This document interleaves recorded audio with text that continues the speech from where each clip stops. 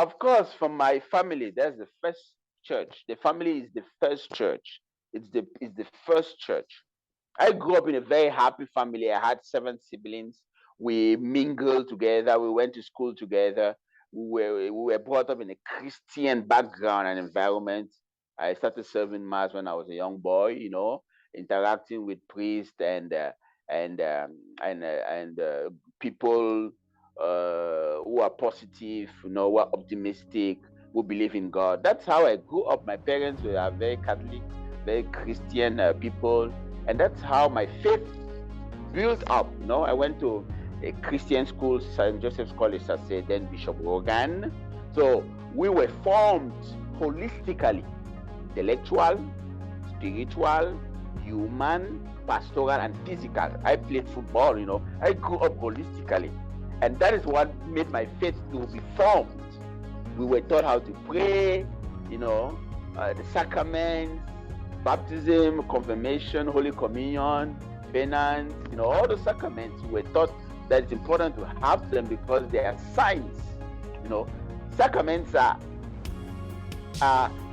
external signs of inward grace. It's an external sign when you're baptized, but it's an inward grace that builds you up, that makes you to be a man, that makes you to be able to live. The world is not easy, it's so difficult, all the challenges. But when you are born, when you have such instruments, you can face life. Why knowledge matters.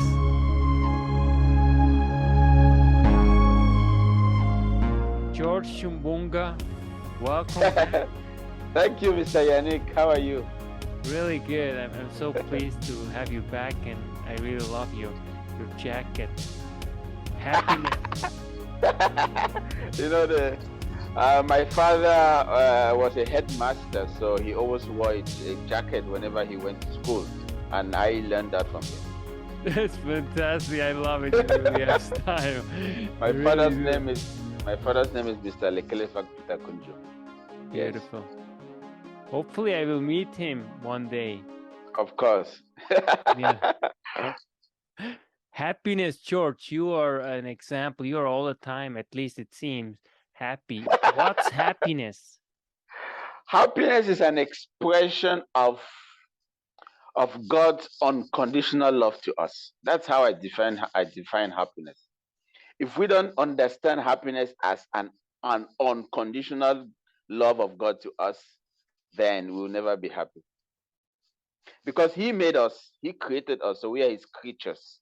So we can't be happy without the Creator. That's my definition of happiness. That is beautiful. And what makes you happy, George? What makes me happy is the assurance that there is somebody who loves me unconditionally, and that person is the person who created me. Some philosophers call it the unmoved mover, the uncaused cause. This person that causes everything, but that cannot be caused. This person that moves, but is unmoved. This person that creates, but is the creator. That is the person that makes me happy. That assurance that there's somebody who loves you unconditionally, God, to me, is what makes me happy. And what do you do if you're not happy? I guess that sometimes you're not happy. Is this possible? Well, my happiness is unconditional. I'm always happy despite the difficulties. That's what I want to precise. That happiness is not the absence of difficulties. No. Happiness is the ability to accept your difficulties as God's divine providence for you to make you strong. We at times, people have defined happiness as the absence of difficulties. That's not possible. Even God's only Son, Jesus Christ, died on the cross to redeem us. So you cannot talk about happiness without difficulties, without suffering. It's part and parcel of it.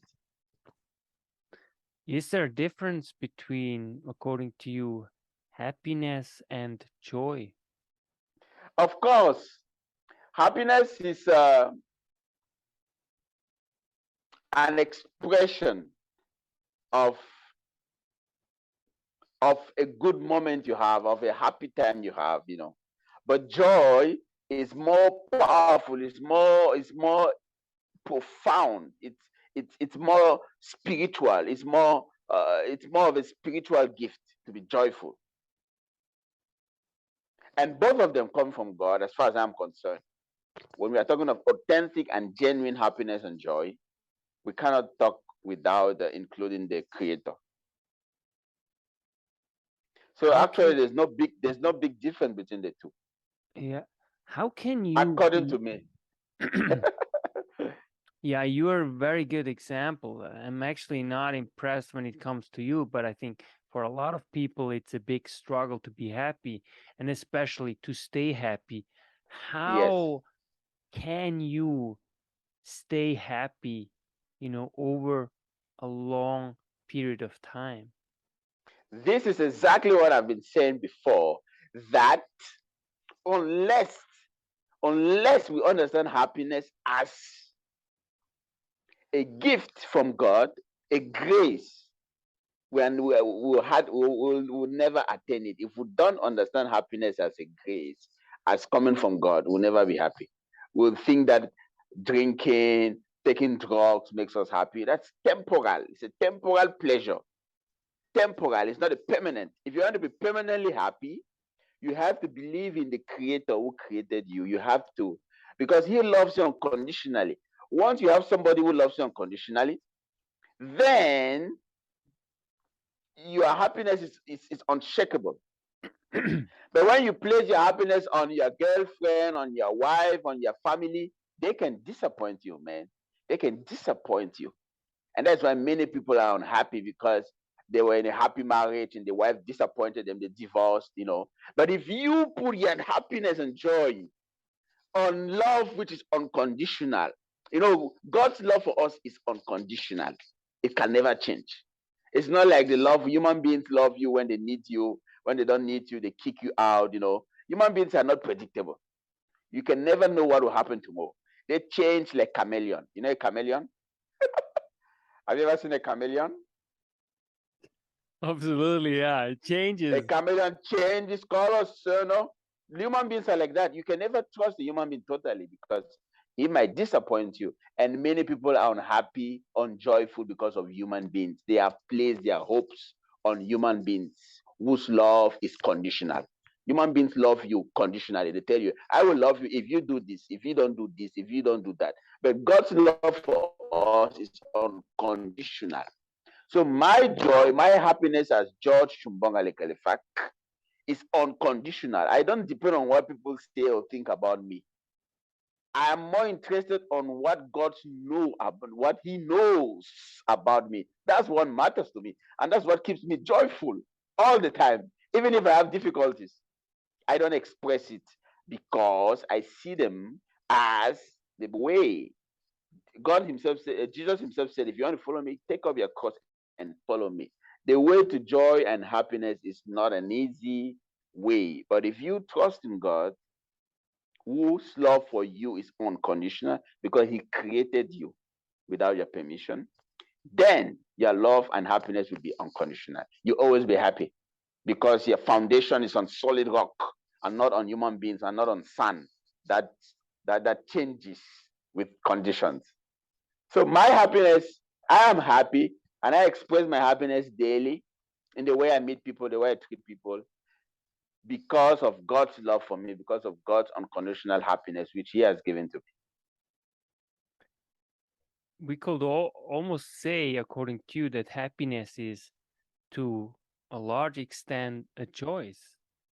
It is a choice. You have to decide. And to decide, you have to have some principles. You have to say, God, I love you. I'm going to be, I love you totally. I give you my whole life. You have to have a relationship with God, prayer. You have to know Him through the scriptures. You have to express your joy and happiness in the face by always smiling. Mother Teresa, now a saint, said, peace begins with a smile. You have to express it in your face. You can't be telling people you're happy and you're frowning all the time. You have to express it in your face. People should see your face and know this man is a happy person. And you must transmit it to others. When you meet others, they should feel your joy and happiness, flowing. You should transmit that joy. So joy to me is God. If you don't know God and if you don't love God, it's going to be difficult to be happy, because your love is going to be, your joy is going to be temporal. Yes. Yeah, that's beautiful. And I can Yes. really feel, I can hear it in your voice, in your expression. Of course, I've lived it all my life, especially as a foreigner. I left Cameroon when I was 21, 2009. I've lived in Mexico, Italy, Canada, Germany, and now the United States. So many people have asked me, "How are you so happy alone? Are you not lonely? Are you not homesick?" I tell them, "No, I am not homesick, because I believe in the presence of God, omnipresent. He's always with me. My love for him is unconditional, and I know he loves me. That's why I can be alone. My love does not depend on my family, nor does it depend on my friends. It's unconditional. You get it? Can you get me? Yeah, perfect. Yes. What is it that helped you to have such a solid faith, and also the way you express happiness? Where does it come from? Of course, from my family, that's the first church. The family is the first church. It's the first church. I grew up in a very happy family. I had 7 siblings. We mingled together. We went to school together. We were brought up in a Christian background and environment. I started serving mass when I was a young boy. Interacting with priests and people who are positive, who are optimistic, who believe in God. That's how I grew up. My parents were very Catholic, very Christian people, and that's how my faith built up. I went to a Christian school, St. Joseph's College, I said, then Bishop Rogan. So we were formed holistically, intellectual, spiritual, human, pastoral, and physical. I played football. I grew up holistically, and that is what made my faith to be formed. We were taught how to pray, the sacraments, baptism, confirmation, Holy Communion, penance, all the sacraments. We were taught that it's important to have them because they are signs. Sacraments are external signs of inward grace. It's an external sign when you're baptized, but it's an inward grace that builds you up, that makes you to be a man, that makes you to be able to live. The world is not easy, it's so difficult, all the challenges. But when you have such instruments, you can face life. And faith, what is faith? Many people ask me, how do you believe in God whom you have never seen? I tell them it is an experience. My faith in God is an experience that I have had as a foreigner in different countries. All the experience. I went to Mexico 2009.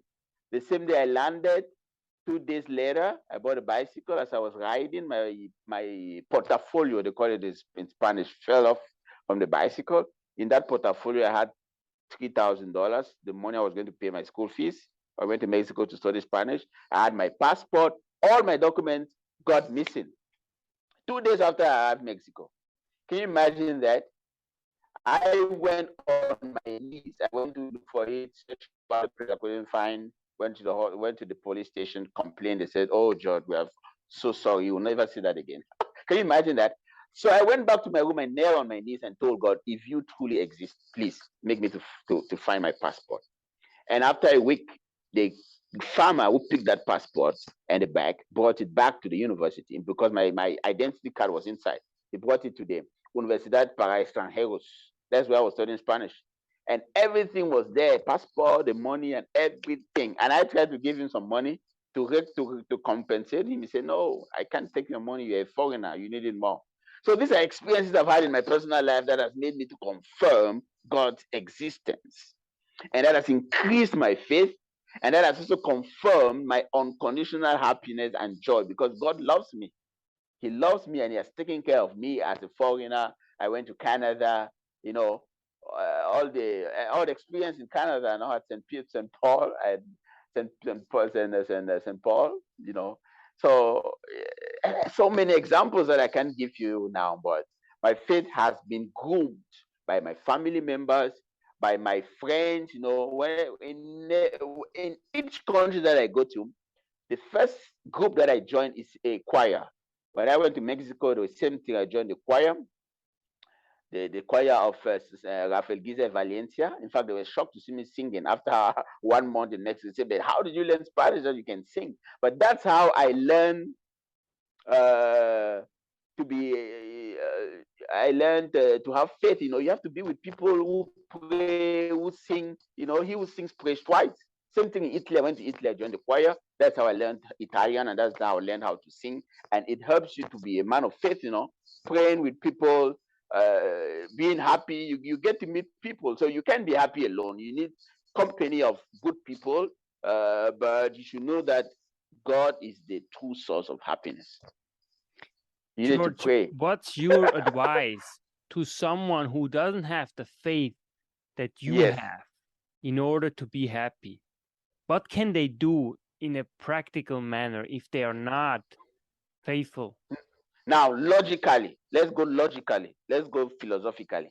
I have many friends who are atheists who have asked me, "Man, it's good to believe, man. You are so happy. We are not happy." And I tell them, it's because you don't believe in God. You need to believe in someone. At least believe in somebody who created you. It's logical. How can you separate yourself? It's not like a tree separating itself from the branches. The tree is going to die. So how can you want to be happy when you don't want to have I love the way the Germans put it, Beziehung and Beziehung. And Beziehung means a relationship. Una relación. You don't want to have a relationship with the person who created you. Then how can you be happy?